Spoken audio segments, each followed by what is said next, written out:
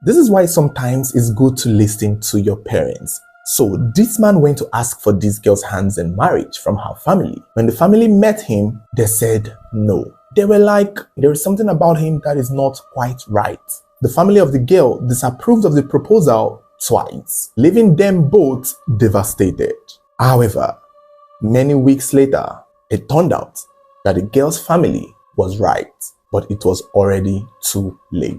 34-year-old Hashim Dagane is currently in big trouble after the death of 4 women has been linked to him within a space of 5 days. This man killed 4 women in 1 week, and it is very possible that he has killed more. It turned out that he is a serial killer. Hashim Dagane was said to be originally from Ethiopia, but he moved to Kenya and began working as a school bus driver when upon he graduated into an Uber driver. On the 21st of October 2024, it was said that he picked up 3 women into his taxi, 2 of whom they said he drove to a mall. It turned out that Hashim Muhammad was familiar with these women. The investigation revealed that he had been in constant communication with them. Probably he was one of those designated drivers, one of those Uber drivers you just hire for a day, and whenever you need them, you call them back to take you somewhere and drop you somewhere. So it seems as though Hashim was familiar with the women and their personal business. On that day, after dropping them off at the mall, he came back later in the night to pick them up to maybe take them home.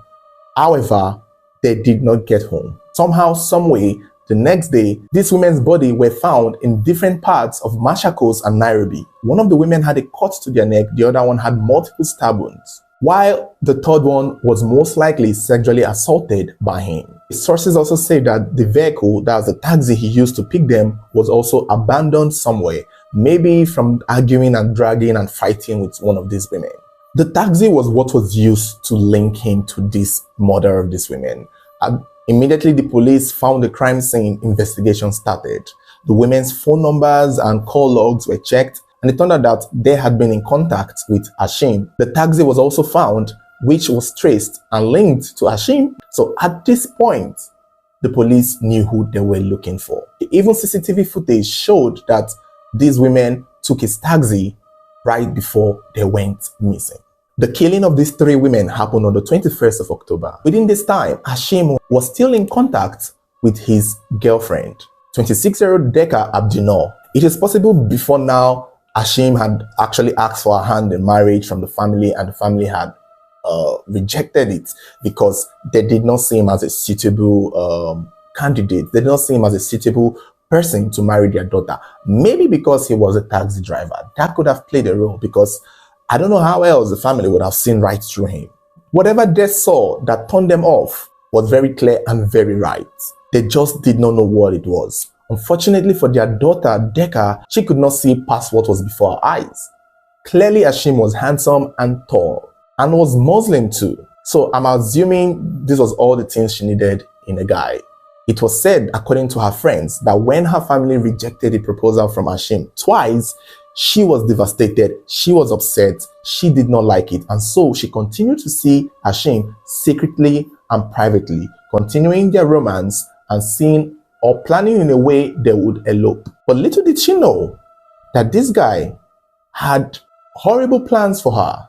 This guy had the worst plans for her. If only she had listened to her parents, what happened to her would not have happened. On the 24th of October, while the police were still investigating the 3 women whose bodies were found in multiple parts who had been reported missing, Hashim and Deka planned to meet up at an Airbnb, which I feel she paid for and booked, because CCTV footage showed her going to the supermarket to buy things she would need for her stay with her boyfriend. Now, put in mind that on the 24th, that was when her family reported her missing, because they had not heard from her. She was not taking her calls, and they were worried for her.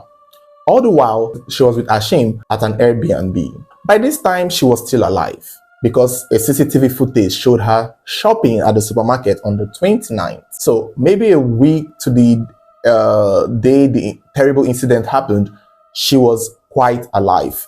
It was even said that she spoke to family members using a voice note, telling them that she was going to take a bus, that she was traveling. Hashim himself used her line to speak with her family members, asking them for money, and when they asked where she was, he would tell them that she had relocated. So they gave this impression that their love was unbreakable. They gave this impression that, oh, since our family don't want us to be together, we will show them that this our love is something that will not be broken. All the while she was in the hotel with this man, or the Airbnb per se, she had no idea who she was dealing with. While all this was going on, the police were looking for him, setting traps, trying to find him, but he kept changing SIM cards. He kept using multiple different phones. He knew what was coming for him. However, on the 31st of October 2024, the day after she had gone to the supermarket on the 29th, 2 days after per se, CCTV footage showed Hashim leaving the Airbnb with a plastic bag. The next day, the police were called to a cemetery in Nairobi. It was discovered that somebody had come to dump a body bag containing human remains. And when the police looked into this bag, they saw various human parts that had been chopped off and boiled. The parts were not even complete, which meant that there's a chance that he divided the body parts into different bags and dumped one at a cemetery and most likely dumped one at another part in Kenya. By this time, the police did not know what they were dealing with. They had no idea what this was about. However, they saw some of the items that she bought from the supermarket. They even saw a receipt and a tag. That was when they knew that whoever the victim is had gone to that supermarket. The police went to the supermarket, requested for CCTV footage. When upon they saw Deka leaving the supermarket with some of the items that were found on the cemetery in the crime scene. Her family was reached and her phone line was looked into, where it was discovered that she had also been in contact with the Hashim guy, the same guy that is under police radar for the killing of the 3 women in Machakos. So this just made the police know that they are looking for the same guy. The guy who killed the 3 women weeks before is the same guy who had killed Deka. Except for Deka, this might have been a case of if I can't have you, no one can. Because why else would he want to kill a girl who was so much in love with him? A girl who is ready to leave her family to be with him. What prompted him to do that, especially in the most gruesome way you could ever imagine? Even the other 3 women that he had no relationship with, even though he was just probably business with them, he didn't chop them off the way he did to this girl who was the love of his life. It's one thing if they had fought and he stabbed her and left her there and then he left. For him to go the extra mile to cook her shows that this man is an insane serial killer. This was never love. I doubt he loved her at any point. You don't do this to someone you love. It is clear that he had an agenda. He wanted probably to get into this girl and her family. That was why he wanted to marry her. And when he failed and it wasn't working, he did the only thing he knows how to do, which was to kill. But here is the thing. Eventually, the police were able to trace the Airbnb apartment where Deka was killed and, mutilated into multiple parts. But by the time they got there, they realized that the place had been repainted and rearranged. Almost as if the owner of the apartment knew what had happened and was trying to cover it up. The only problem is they are not sure if the owner played a role in it, if the owner took part in it. These are the things that make police suspicious if there were multiple people working with Hashim. They even went to the owner's house to find the owner, but they could not see him or her, but they saw a cutlass, a machete, which was believed to be the weapon used to dismember this young woman. But the machete was cleaned.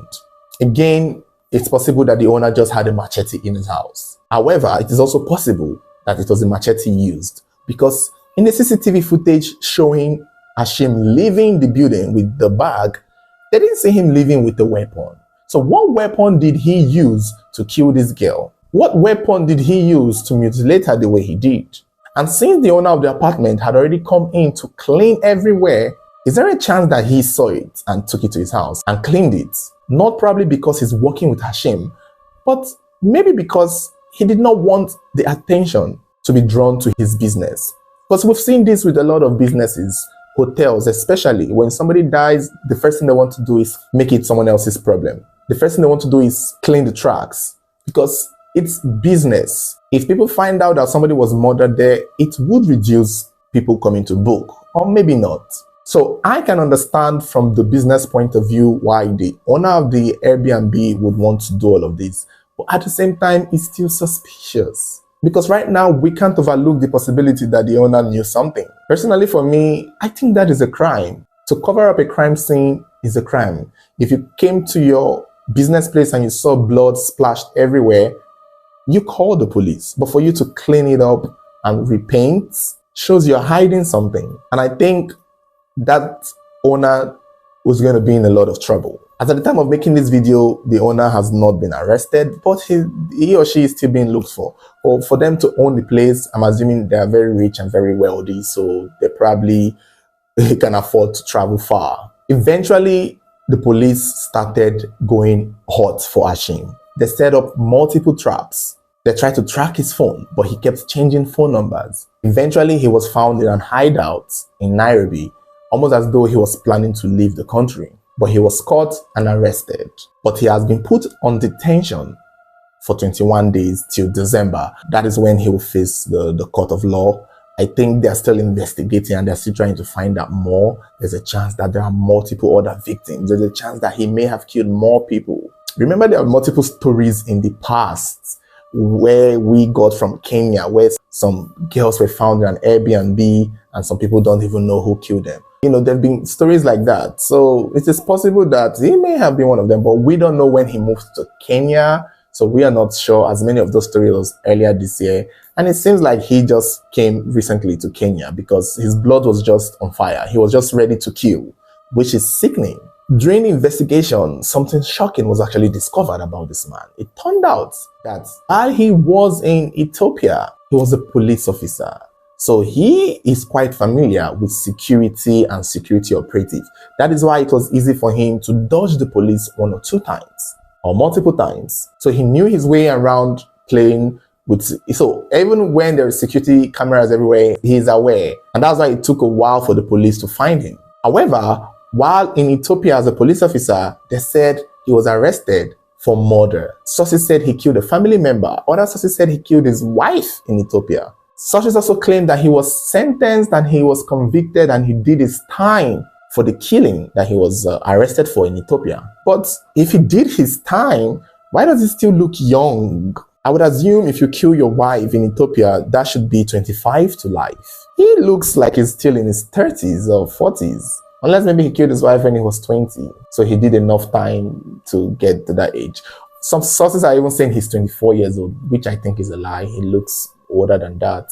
But if he's 24, then he clearly did not do any time for killing his wife in Ethiopia. But it's possible that he actually did time in Ethiopia because that's what most of the sources are saying. Then after he got his freedom or after he was allowed out, or maybe he ran away because he is a criminal. This is a criminal. This is a criminal. I don't imagine him killing his wife and waiting for the police to arrest him. And even if he has done his time, I still don't see any reason why he would want to run to Kenya. He probably can still go about his day in Ethiopia there. But for him to run to Kenya shows that he was running away from something. But either ways, something is clear that this man had killing in his blood. He had evil in his soul. He was not going to stop. I don't know why or is this a psychopath? Is this a psychopath? Like, what makes a man just turn into a monster and start killing? Not only do you kill, you dismember and then you boil, you cook somebody you claim you loved. They should also investigate if he's a cannibal because this is sickening. What was the essence of the cooking exactly? Oh my God. Like, you gotta be on another level of sick. Do you know what it means to be sick to the point where you kill somebody and then go into more extents to do so much more than just stabbing and cutting? The police are also looking for the driver who may have taken him to the cemetery to drop the body. They are believing that he has a syndicate of people he works for or he works with. But what I don't get is why he's doing all this killing. Is he stealing from them? Is he robbing them? It's hard to tell. The police never mentioned anything about these women losing valuable, having money transferred from their account. So I don't know what it was, but they said he used to do blackmailing back in the day, that he had a history of blackmailing people for money and stuff like that. So I'm assuming he will kidnap somebody, film them. I don't know, because he never called for ransom. He only called someone for money, that's Deka's relatives, but not in exchange for her life or something, just to ask as an in-law or as a boyfriend to the family or something. So It's hard to tell if this is just a man killing because he loves to kill, or if he was robbing these women and trying to shut them up. It's hard to tell. But all I can see is that he's actually a serial killer, born to kill, created to kill, and destined to be killed, because I hope he gets the death sentence. This is just unbelievable.